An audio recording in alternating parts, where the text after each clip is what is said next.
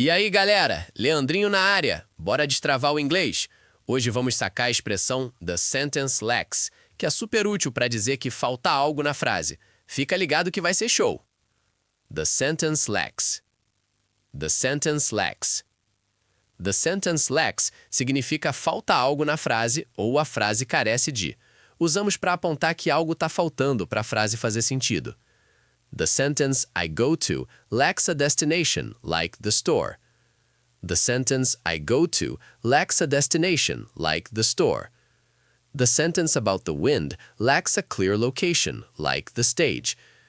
The sentence about the wind lacks a clear location, like the stage. His text about the stage lacks a reason to go to the store. É isso, my friend. Lembre-se, lacks é um verbo, então usamos S na terceira pessoa. He, she, it lacks. You can also say, he lacks confidence. Keep practicing. See ya!